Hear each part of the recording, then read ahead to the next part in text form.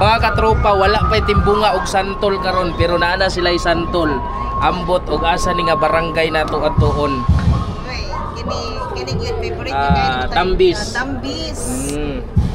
So, aside sa mga prutas mga katropa, gusto kag salad-salad. So natay mga fresh kong litos, no? Kunya ang pinya pwede gyapon masagol sa salad, ma'am, no? Kani siya sir, mo ni among gi-show as our municipal top commodity diri sa Prosperidad. So ang amo ang design karon sir, last time is circle man to siya sir, karon is bar graph na mag-move siya sir.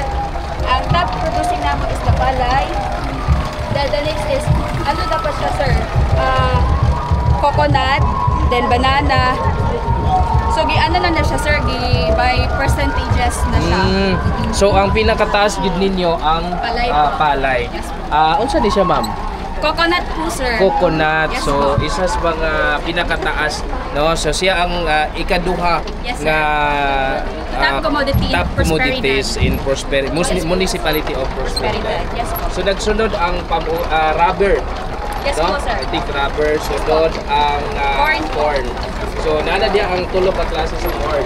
Yes, white, sir. yellow, and purple. Yes po. So muna siya mga katropa, napod sila kakao, palm oil, o abaka, munggos, assorted beans, vegetables and assorted fruit trees. So ingon na kadaghan, ingana ka productive mga katropa ang lungsod Prosperidad.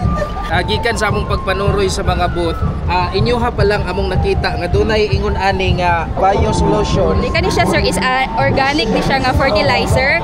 Gikan ni siya sa compost, combination siya sa compost, molasses, formic acid, and nasilagi kuan pod sir nga sa farms ko ra gyud ni siya nga kuan nga product.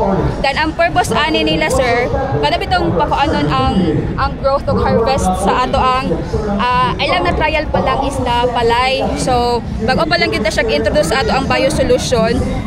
Mao na siya mga good bacterial organism na mapakuan bitaw ang nutrients mapabalik sa soil. Mao na siya, pero ang base sa trial po dako man pud ang ilahang harvest compared sa katong kuan sila inorganic fertilizer. Based sa trial pa lang po namo sir diri sa Prosperidad, ang palang na try is the palay, and ongoing po ang among trial sa vegetable po sir. Ang na-observe sa farmer kay 7.5 hectares mato nga trial nga demo sir. Libre po sila ana. Ang na-observe sa farmer, same mas dako pa daw ang kuan kanang murag harvest nila sa Lab 77 man to ilang gigamit nga variety, mas taas pa ilang harvest kay sa katong naggamit sila conventional bitaw nila sir nga na pag-abono. Okay, then regarding sa pest din po sir, dili po siya ulonon. Wala sila nag-spray og insecticide. Ang naga-produce gid ani sir is the Farmer Alternative Self-Reliance Multipurpose Cooperative sa San Vicente po sir. Co-op Farms Co. Co-op. So naagay producer ani dito. Yes po sir, sila gid po yung nagabuhat. Mapalit sa mga butika nationwide.